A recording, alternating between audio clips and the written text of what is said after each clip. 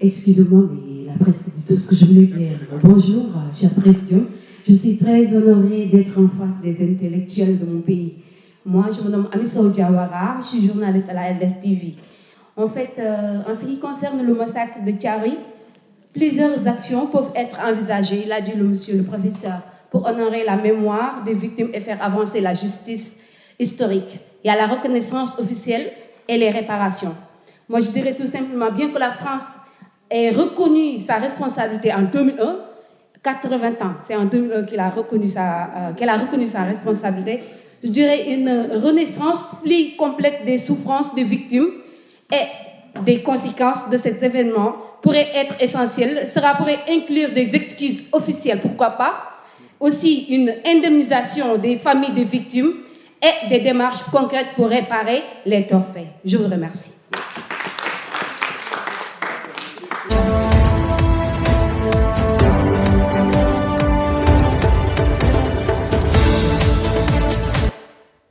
Moi, je pense qu'on nous a conviés ce matin pour tirer les leçons pour l'Afrique de la commémoration et de tous les débats qui ont eu lieu sur Thiaroye 44. Les leçons pour l'Afrique. Et personnellement, j'ai beaucoup insisté sur le fait qu'il y a tout un mouvement intellectuel de part et d'autre pour remettre l'histoire au cœur de la réflexion et des relations et des rapports sur le plan international. En France, il y a tout un travail qui a été fait, beaucoup d'historiens qui se sont impliqués sur les questions des mémoires et comment déterrer en quelque sorte les événements qui ont eu lieu par rapport à différents pays, que ce soit l'affaire de Thiaroye 44, les problèmes de Sétif en Algérie, au Cameroun, les tueries à Madagascar en 1947. Et il faut une unité du continent et des différents pays pour créer un mouvement très fort, très puissant et arriver à renverser ou inverser la situation dans les rapports entre les anciennes colonies et les pays colonisateurs. Ça me paraît essentiel. Et il a été question aujourd'hui du rôle du panafricanisme. Moi, personnellement, j'ai passé un peu en revue l'histoire du panafricanisme depuis la conférence de Manchester en 1947 et jusqu'au débat que nous avons connu et les grandes conférences des intellectuels qui ont été organisées ici au Sénégal. Comment ce mouvement pourra accompagner les politiques pour la reconquête politique de l'Afrique, mais aussi pour mettre l'Afrique au cœur et au centre de ces relations internationales. Nous en avons discuté. Et nous avons personnellement pris comme exemple l'histoire des Juifs, comment ils sont arrivés à s'imposer à l'Occident, à obtenir des réparations après la Deuxième Guerre mondiale, surtout de la part de l'Allemagne qui a payé les dernières réparations, on dit 2010, mais jusqu'à 2020, l'Allemagne continue à payer. Et comment l'Afrique peut tirer de son histoire tragique, partie de la traite négrière, la colonisation et les affres de la colonisation, la décolonisation qui n'était pas véritablement une décolonisation. Aujourd'hui, il est question de reconquête de l'indépendance de l'Afrique et de l'émancipation de l'Afrique. Je crois que c'est ça, on en a discuté, et surtout donner un exemple des espoirs aux jeunes Africains. Vous avez vu tous les jeunes, leur donner un espoir en leur disant tout n'est pas perdu. Nous devons travailler vraiment à asseoir les bases de notre, je ne dis pas développement, en tout cas de se faire respecter en tant que continent. Et c'est possible aujourd'hui. Amen. Professeur François Debayo Abiola, et je suis du Bénin. Je suis béninois. Je suis juste venu pour ce panel-là, ces réflexions sur l'affaire Thiaroye 44. Est-ce qu'aujourd'hui, en tant que pays africain, est-ce que, selon vous, est-ce que l'Afrique maîtrise réellement l'histoire des tirailleurs? Tout à fait. Et l'Afrique maîtrise l'histoire des tirailleurs. Mais depuis quelques temps, l'Afrique va maîtriser encore un peu plus cette phase de son histoire. Et avant tout, il faut reconnaître que tout ceci, tout ce regain, et nous le devons, il faut être honnête, scientifiquement, intellectuellement, il faut être honnête. Nous le devons au duo, le Premier ministre Ousmane Sonko et le président Diomaye Faye, parce que c'est eux qui ont eu le courage, il faut le dire, c'est eux qui ont eu le courage de donner encore de regain à ce massacre du Tiaroy. Et moi, je le dis aux universitaires, je dis, lorsque l'homme politique te dresse le tapis rouge, ce qui est le cas, il nous dresse le tapis rouge sur les événements du Tiaroy, et puis nous, universitaires, nous devons marcher dessus pour construire ce que nous souhaitons pour nos pays.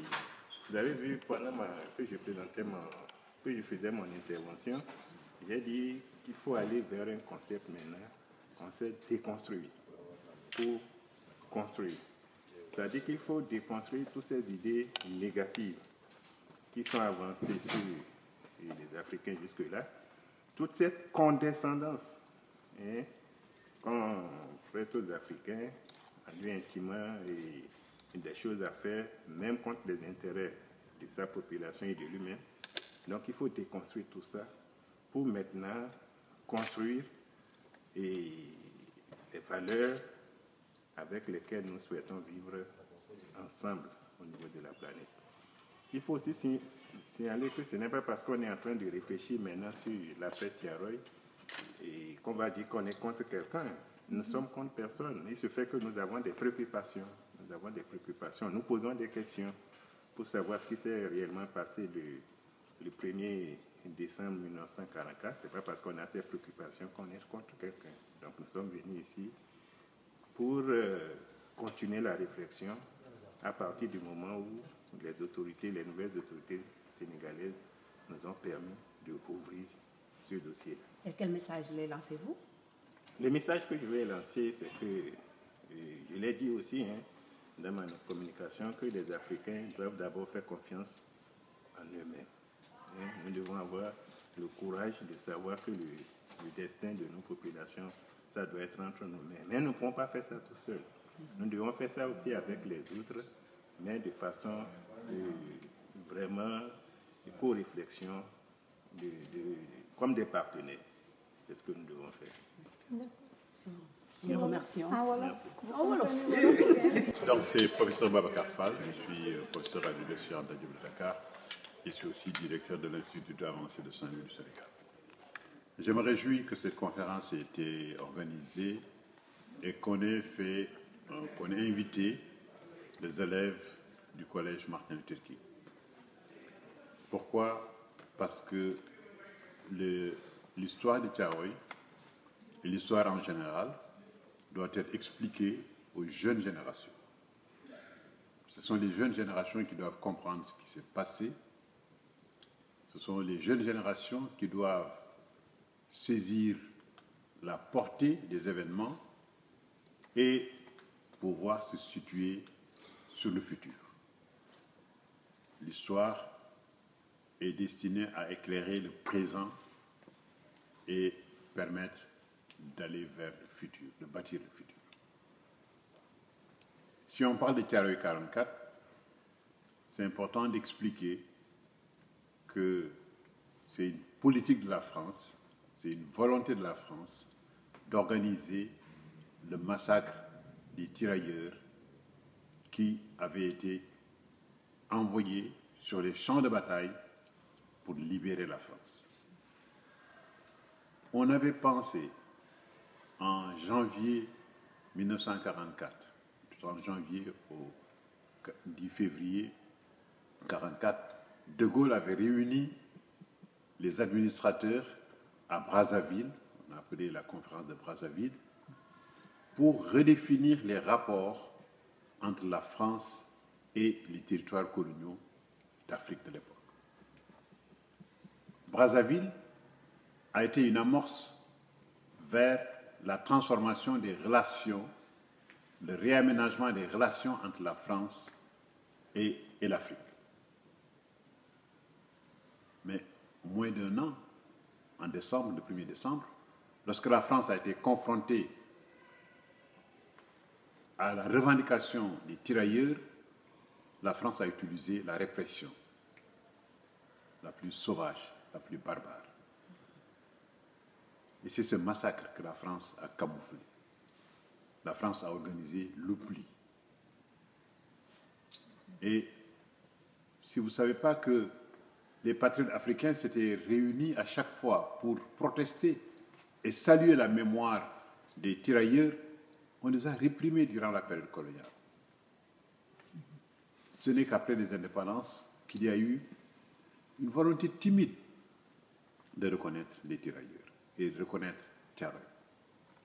Il faut se réjouir qu'avec les nouvelles autorités, qu'il y ait une prise de conscience de faire de Thiaroye 44 un référent pour exprimer la souveraineté de l'Afrique, la souveraineté du Sénégal par rapport à la France.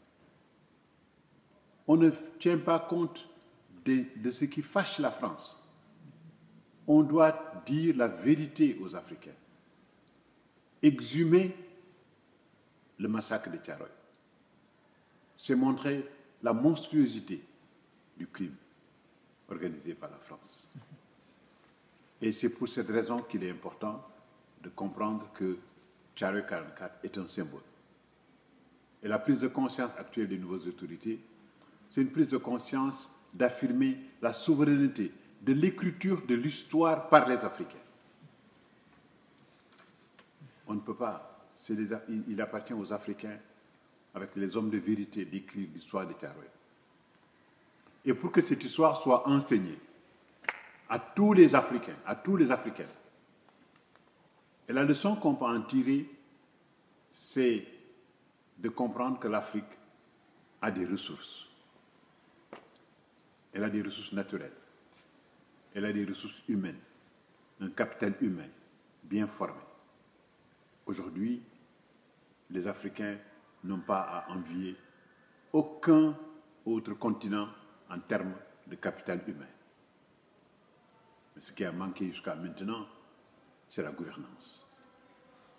C'est que l'élite assume sa responsabilité par rapport au peuple sur la base de la transparence, sur la base de la justice, sur la base de l'engagement à servir les intérêts du pays. Et je crois que ce sont ces vertus qu'il faut enseigner aux jeunes, leur dire la vérité. Leur dire la vérité et leur montrer que les obstacles d'aujourd'hui sont surmontables sur la base de l'engagement, sur la base de la vérité, de la transparence et sur la base d'une bonne gouvernance. Voilà le message essentiel qu'il faut faire passer aux jeunes. Et que les jeunes aient confiance en leur continent, parce que ce sont les jeunes qui doivent bâtir dès aujourd'hui le continent de l'Afrique pour en faire un continent prospère, un continent souverain. Bonjour, je réponds au nom de Adjika Yabou. Je suis en classe 3e au CM Martin Luther King. Adi,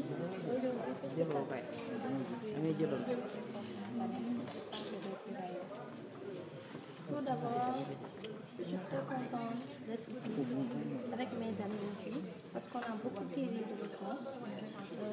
On s'est instruit, on a acquis de nouveaux savoirs et des connaissances, et franchement, ça nous a beaucoup permis dans notre vie quotidienne, ou bien à la maison, ou bien dans la rue, parce que nous sommes des élèves et aussi ça peut nous arriver que des personnes nous posent des questions. Et c'est la honte de ne pas savoir à répondre des questions qui portent sur notre pays et notre continent. Tu es content? Oui, très heureuse. Qu'est-ce que tu as retenu aujourd'hui? J'ai quoi? Qu'est-ce que tu as retenu Bon, comme j'ai leçon? des conseils parce que nous a conseillé en tant que jeune de s'instruire de plus en plus, découvrir l'histoire de l'Afrique et de ne pas se focaliser sur les fausses interprétations des pays occidentaux et de bien se préparer à l'avenir pour développer notre continent et notre pays. Et j'en suis très fière, Inch'Allah. Et je vais m'y adapter. Inch'Allah. À tes mots.